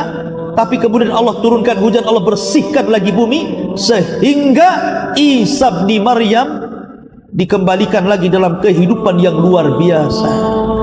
Tuba liman asya ba'dal masih. Beruntung orang-orang yang hidup di masa Isa bin Maryam hidup, di mana cangkang delima bisa masuk orang di dalamnya.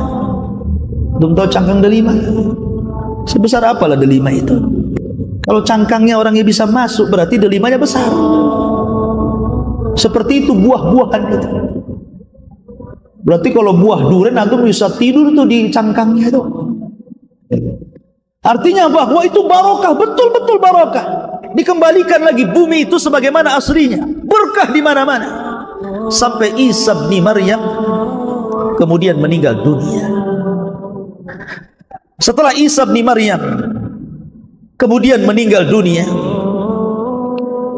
maka kemudian manusia kembali, sebagian mereka kufur dan sebagian mereka tetap beriman. Lah ketika itu orang dihebohkan karena di daerah yang sangat jauh nun di sana, di daerah barat, Hashfun bil Masyriq, di daerah timur, rupanya Allah Subhanahu wa taala kirim gempa, bukan hanya menghancurkan satu desa. Kayak Lombok itu kan satu kabupaten tuh, jadi bubur tuh. Ini bisa menghancurkan satu negara. Dari timur terdengar ada gempa satu negara rata. Maka orang pun heboh dengan berita tentang ada gempa yang bisa menghancurkan negara-negara. Baru saja mereka mendengar di arah timur itu terjadi gempa yang dahsyat, dari barat pula mereka mendengar bahwa sama di barat juga terjadi gempa hebat sehingga menghancurkan negara-negara. Setelah itu rupanya di Jazirah Arab pun terjadi gempa di mana-mana, satu dunia, sehingga orang kemudian kesulitan tempat tinggal, kesulitan ekonomi, keadaan mereka miskin. Mulailah kemudian mereka semakin jauh, maka sebagian mereka semakin kufur, tapi ada juga yang masih istiqamah di situ. Maka dalam kondisi seperti itu, tiba-tiba Allah mengingatkan mereka agar mereka tobat.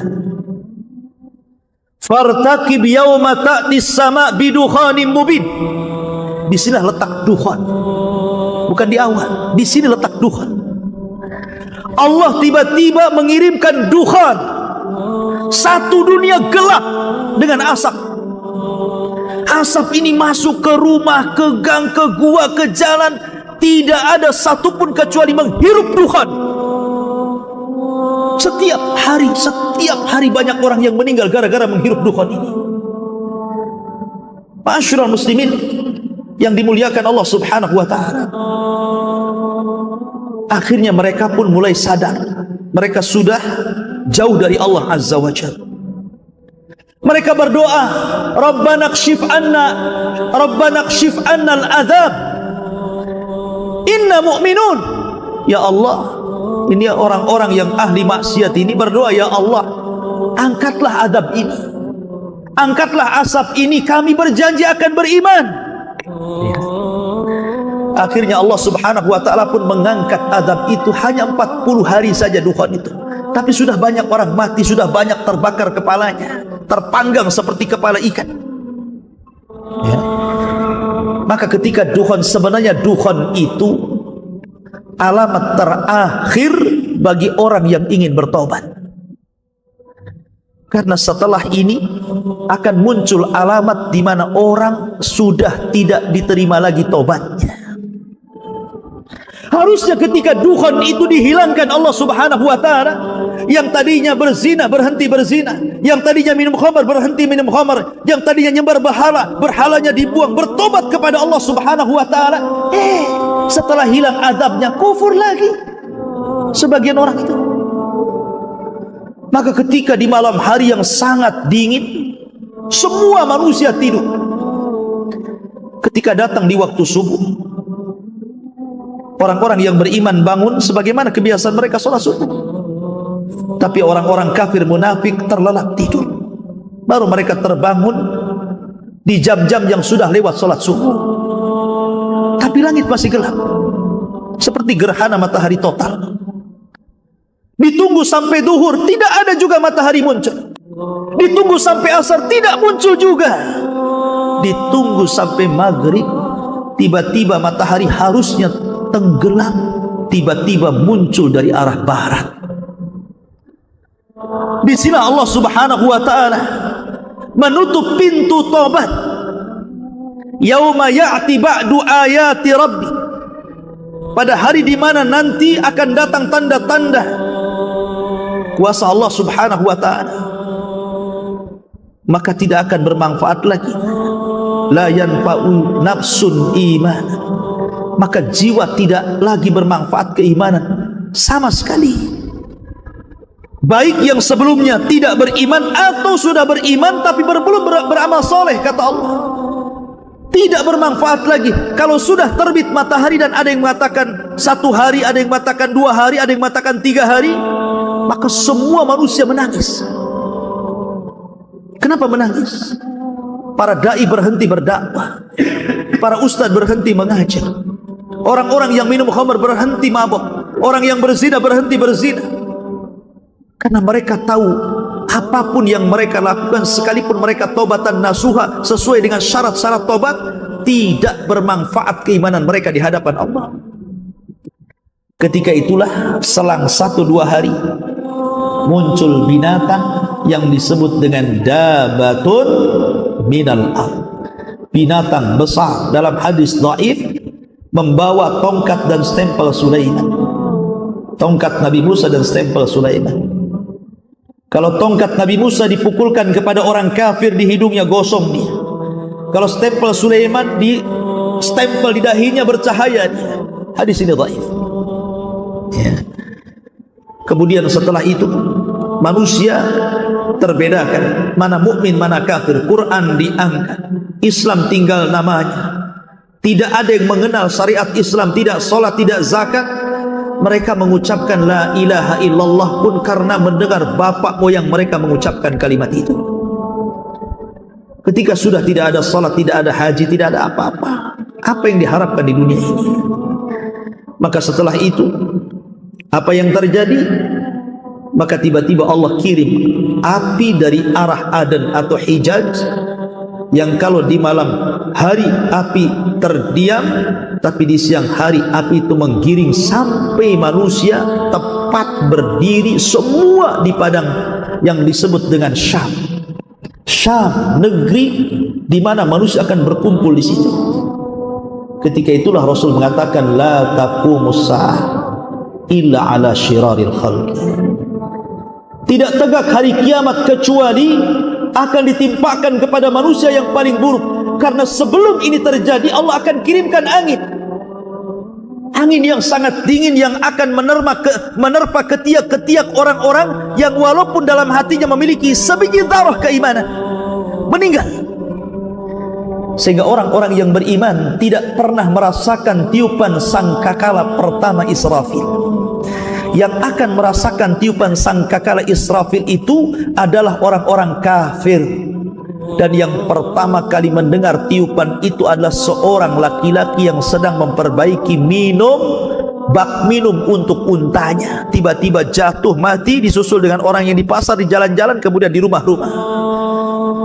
Bayangkan satu malaikat kekuatannya sama, bahkan melebihi seluruh manusia dan seluruh jin. Kalau seluruh manusia dikumpulkan, dihidupkan kembali, seluruh jin dihidupkan kembali, kemudian kekuatan mereka dibandingkan dengan satu malaikat Israfil, maka malaikat Israfil jauh lebih kuat daripada kekuatan seluruh manusia dan jin. Sekali tiup, hancur, mati semua manusia, bahkan malaikat.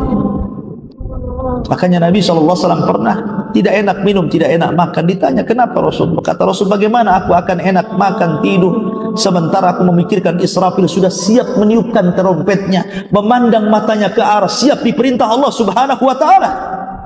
Al-qari'atu mal-qari'ah, wa ma adraka mal-qari'ah, yauma yakunun nasu kal farashil mabsus. Dan itu masuk kepada kiamat. Intinya bahwa tidak benar kalau dukun itu akan terjadi di bulan Ramadan ini. Wallahu a'lam. Karena jelas hadisnya juga maudhu, palsu. Kemudian tartib ulama juga, ada yang mengatakan di awal, ada yang mengatakan di tengah, ada yang mengatakan di akhir. Wallahu a'lam. Ini ijtihad para ulama. Sehingga kita tidak bisa memastikan bahwa tahun ini akan terjadi dukun yang maha dahsyat. Hati-hati, hati-hati. Persiapkan. Ya betul, kita harus persiapan. Karena kiamat bagi kita itu bukan menunggu kiamat besar, bukan, tapi kematian. Kata Nabi SAW, idza mata ahadukum faqad qamat qiyamatu. Kalau seandainya meninggal salah seorang di antara kalian, berarti tegaklah kiamat untuk kalian. Jadi kita mempersiapkan bukan untuk kiamat besar, bukan, tapi untuk kematian kita. Wa ma tadri nafsum bi ayyi ardin tamut. Kita tidak tahu meninggal di mana, tapi kematian sebuah kepastian. Idza jaa ajaluhu la yastakhiruna sa'atan wa la yastaqdimun. Kalau ajal datang, tidak akan nunggu-nunggu. Ya. Dan setiap orang mati berarti tegaklah kiamatnya. Karena kita tahu kita akan mati, itulah makanya kita persiapan. Makanya Rasul mengatakan, al-kayyisu man dana nafsa wa amila lima ba'dal maut. Orang yang cerdas itu adalah orang yang introspeksi diri dan mempersiapkan bekal untuk sebelum kematian. Itu orang cerdas namanya. Ya. Bukan sibuk kita kumpulkan makanan untuk makan 1 tahun. Kita kumpulkan uang-uang kalian pakai emas, kita kumpulkan 1 tahun, nanti nggak ada uang lagi. Bukan. Persiapan kita ini adalah takwa. Wa tazawwadu fa inna khaira zadit taqwa. Persiapkanlah, dan sebaik-baik persiapanlah takwallahi azza wa jalla. Ini yang kita siapkan, takwa ini. Karena belum tentu. Ya, karena ada saja ya, nanti ini diupload di YouTube, nanti macam-macam tuh, macam-macam kan, seolah-olah kalau yang mungkin mengatakan tahun ini akan terjadi kiamat, ketika kita ngomong begini seolah-olah kita ini nggak percaya dengan kiamat. Tidak, kita percaya kiamat. Siapa yang tidak percaya kiamat? Cuman kan kiamat ini rahasia Allah, tidak tahu, Jibril aja tidak tahu kok. Ya. Kemudian mereka mengatakan bahwa ini sebentar lagi akan kiamat, karena tanda-tanda kiamat besarnya ini sudah insya Allah tahun ini akan muncul nih. Dan itu karena apa? Berawal dari memprediksi umur umat manusia atau kaum muslimin itu dari 1500 tahun, supaya sama angkanya, maka kemudian diurut dari sekarang. Kalau tidak, nanti akan lewat dari 1500 tahun kan? Ya, jadi harus pas dengan angkanya itu. Masalahnya kalau terjadi kan mengkhawatirkan, ya kita bertobat kepada Allah. Kalau enggak terjadi, sementara dia sudah berkuar-kuar ke sana kemari membawakan hadis-hadis maudhu umpamanya, maka kita semua yakin percaya bahwa kiamat akan datang. Bahkan kita persiapan itu untuk kiamat kita sendiri, yaitu kematian. Dan itu pasti. Ya, terkadang saling menghujat di komen itu, tidak perlu saling menghujat. Kita masing-masing belajar, masing-masing beramal. Ya, perbanyak belajar. Karena biasanya yang komen itu kan karena kurang ilmu. hanya terpengaruh model semangat tak tentu pasal, kata orang Melayu. Tahu semangat tak tentu pasal itu? Semangat itu harus dibarengi dengan ilmu. Ya, jadi semua ada pembahasan dari para ulama, sehingga tidak bisa kemudian merasa bahwa kiamat ini pasti terjadi. Ya, bisa terjadi, bisa tidak. Itu rahasia Allah Subhanahu